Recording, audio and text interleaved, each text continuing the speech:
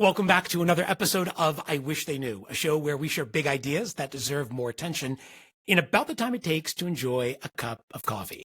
I'm Joe Hirsch. Today's wish comes from Todd Davis. Todd is the former Chief People Officer at Franklin Covey and currently serves as their senior consultant and the content expert and creator behind their course on navigating difficult conversations, a topic I love, a topic that could not be more timely today. Todd is also the author and co-author of 2 best-selling books, Get Better, 15 Proven Practices to Build Effective Relationships at Work, and one of my favorites, Everyone Deserves a Great Manager. Todd, welcome to the show. Thank you, Joe. Pleasure to be here. So what do you wish more people knew when it came to these difficult conversations? It's a great question, a great way to start.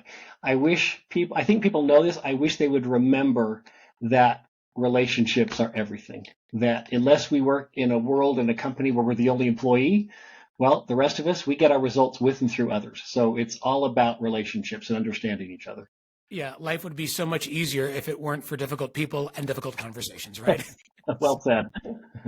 So we bring a lot of fear and worry to those conversations. I know I have, I bet many of you listening out there have as well.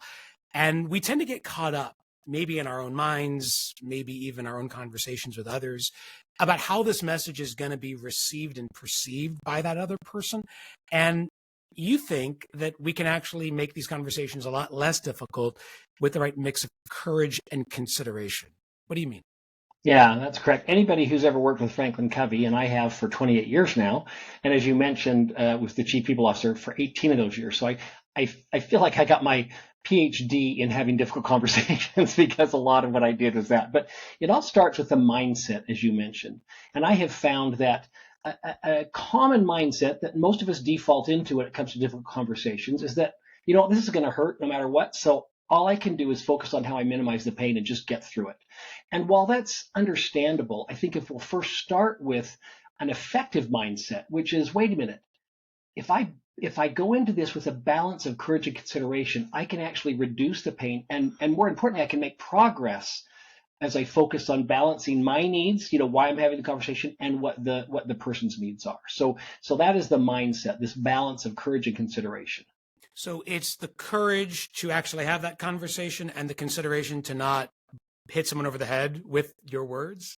Right. And even one step further, just what you said, and the consideration to say, wait a minute, while this is going to be awkward for them, if my intent is to really help them be wildly successful in their role, well, then while it's going to sting a little bit, I'm ultimately being very considerate to bring something to their attention that they may not be aware of or that nobody else has had the courage to bring. So that's the ultimate consideration. Yeah, it ultimately is an act of service, right? These conversations are there to help others. It's not what we're going to do to them as a result of these conversations, but what we hope we can do for them. That's exactly right. And the challenge is, think about feedback you've received, I've received.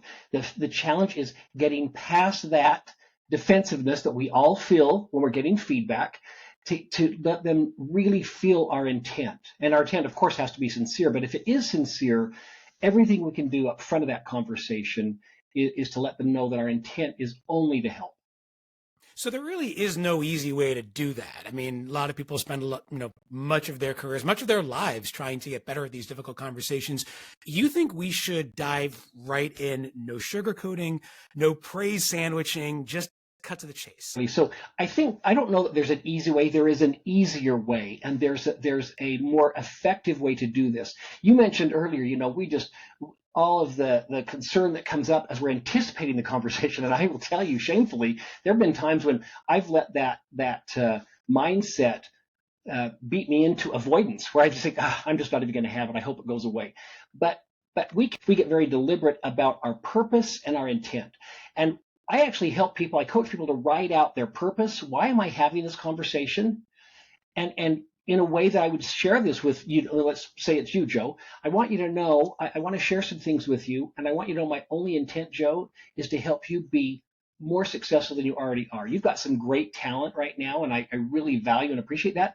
And there are some things that I have seen as your leader that I think are holding you back from being everything you can be. So please know that while this will be a little bit uncomfortable, I'm sure, I've certainly felt it, when I've been on the receiving end of feedback, but I want you to know my only intent is to help you be really successful. Saying something like that doesn't make the awkwardness or the feelings go completely away, but it certainly helps me to move forward with what I need to say.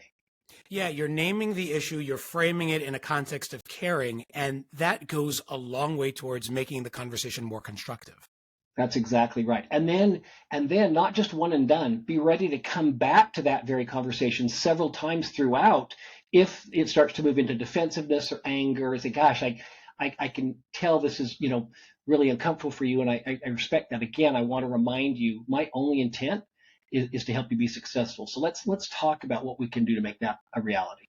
Okay, so what do you do when those best intentions, the purpose and the intent, are met with harsh reactions, right? The other person denies, defies, sometimes flat out cries, right? In Yeah, these yeah. interactions. So how do you bring that conversation back to center, realign the purpose and the intention, and ultimately build towards progress? I think a key principle to focus on here, whenever dealing with any other human being, even when we're not having difficult conversations, is empathy. I think if every human being could adopt more empathy, not sympathy, not agreeing or disagreeing, but truly, as best as anyone can, putting ourselves in the place of the other person. So when those things arise in the conversation, the anger, the defensiveness, whatever, pause. Just pause and listen. Dr. Stephen Covey, best-selling author of Seven Habits, and a man I had the esteemed privilege of working with for many years, he often said that the deepest need of the human heart is to feel understood. And I have found that to be true over and over again. So when the anger comes up, pause, let the person share and just listen. Don't try to interrupt, don't try to correct. And when they're finished, provided it's within a reasonable amount of time, you say, gosh, I really hear you, Susan, and I can tell this is quite upsetting for you. I respect your feelings on this. You don't say I agree with you or anything, but I respect your feelings on this.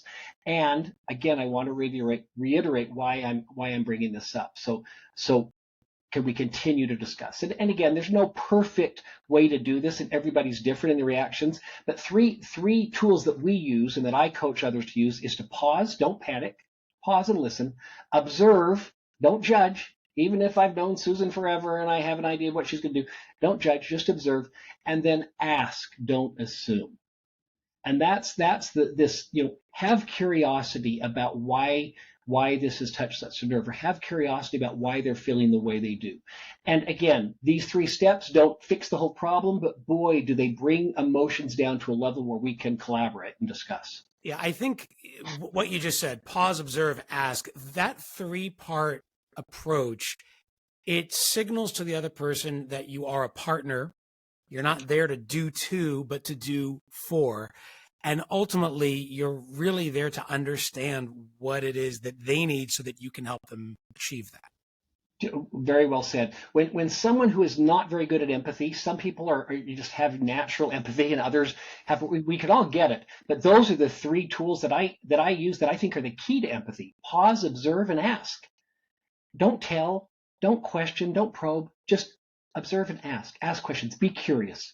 Be naturally curious. Again, you're not agreeing with the person or even disagreeing with them, but you're just suspending long enough so that you can really understand where they're coming from. And when people feel that, it doesn't happen immediately, but we're willing to open up, and we can get to the root of the real challenge, and then start to move forward.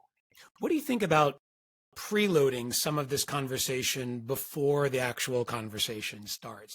I'm thinking of a person right now that I work with that I know when I've got to address something difficult, I will do exactly what you say. I will put this together in an email because I know this person has to absorb and think through, or else they will respond. They know that about themselves too. People have disagreed with me on that, and they say, "Gosh, when you're bringing up something difficult, to do that in writing is not the best way." I agree in general. Certainly, you want to follow up with in person, but there are certain situations where I have found it very beneficial to write a letter or email someone first and say, "I'd like to talk to you about this, but before we do, I wanted to give you some context for what I'm bringing up. I hope that's okay." And then, of course, follow up in an in-person discussion. Yeah, so it's not surprise and disguise. It's just candid and caring. Right. Because others, and I know, and people that are boy, it doesn't matter how great the purpose and intent statement is. I want you to know my only intent is to, help me be successful. It doesn't matter how great that is. All of a sudden, I just go on guard and my brain goes into that fight or flight mode and I can't hear anything you're saying. And so there are people where it is better to let that fight or flight mode happen within in private while they're reading their email, always following up with a live conversation. So looking at today's workplace, it's probably more intergenerational than ever, just in terms of the range of people in our workplaces and where that work is happening. Given those realities, should we be adopting a one-size-fits-none approach to these conversations? Look, we know that feedback preferences change with time and experience and age. What's your take?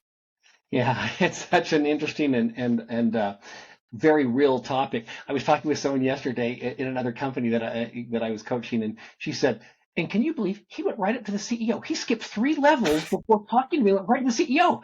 And in the back of my brain, I didn't say this. I want to say, yeah, you better get used to that because that's how the world is turning. But I go back to, I don't think it's one size fits none or one size fits all.